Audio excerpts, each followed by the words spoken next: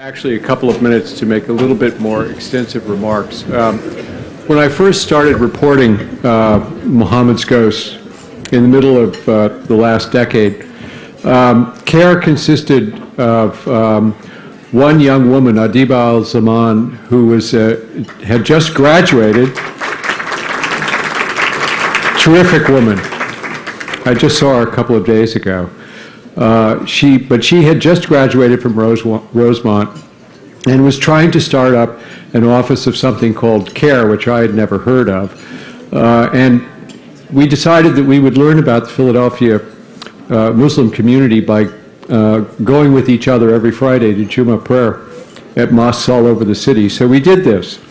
And what we learned very quickly was that Muslims in this region were isolated in many ways from each other and from the larger surrounding communities.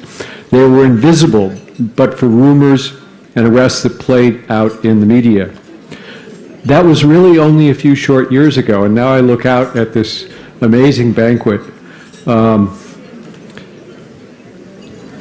As everyone knows, thanks to the hard work of many people, Philadelphians really are becoming increasingly aware of the diversity of their Muslim neighbors, the value of their faith, and the value of their humanity.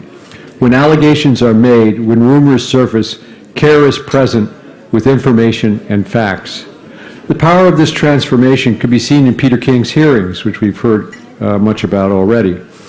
When King really wasn't defending the propriety of the hearings themselves, however, denying the charges of demonization and scapegoating, he was attacking CAIR. Why? Because CAIR has been successful in establishing a track record of civil rights action. When false charges are made, CAIR is quick to release facts. When police interrogation dragnets move through a community, as they did after the Faisal Shahzad failed car bombing in New York, CAIR is there, not to forestall investigations, as the hearings were told, but to inform residents of their rights. When abusive behavior occurs, CAIR is there to ensure the wider community knows about it. The struggle for civil rights in this country has never been easy. It requires patience, a thick skin, and very cool heads. In 1963, my father, who was a reporter for the New York Times, traveled to Birmingham, Alabama to assess the mood of the city, which was experiencing restiveness on the part of its black citizens over the degradations of segregation and violence. And I want to quote from the story he wrote right after that. It's a famous story in journalism circles. He wrote, "No New Yorker can readily measure the climate of Birmingham today. Whites and blacks still walk the same streets, but the streets, the water supply, and the sewer system are about the only public facilities they share. Ballparks and taxicabs are segregated. So are libraries. A book featuring black rabbits and white rabbits was banned.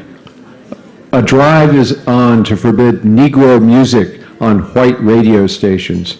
Every channel of communication, every medium of mutual interest, every reasoned approach, every inch of middle ground has been fragmented by the emotional dynamite of racism, reinforced by the whip, the razor, the gun, the bomb, the torch, the club, the knife, the mob, the police, and many branches of the state's apparatus.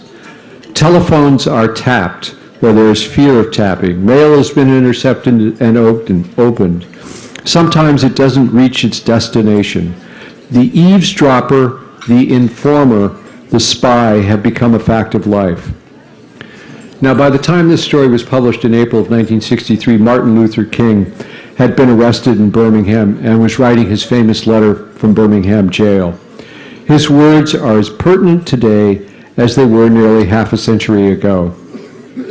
He wrote, I have no despair about the future. I have no fear about the outcome of our struggle in Birmingham, even if our motives are at present misunderstood. We will reach the goal of freedom in Birmingham and all over the nation because the goal of America is freedom. Abused and scorned though we may be, our destiny is tied up with America's destiny. Before the Pilgrims landed at Plymouth, we were here. Before the pen of Jefferson etched the majestic words, the Declaration of Independence, across the pages of history, we were here.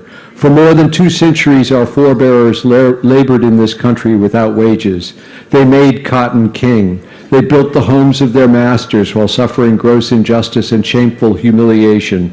And yet, out of a bottomless vitality, they continued to thrive and develop. In the inexpressible cruelties of slavery, if the inexpressible cruelties of slavery could not stop us, the opposition we now face will surely fail.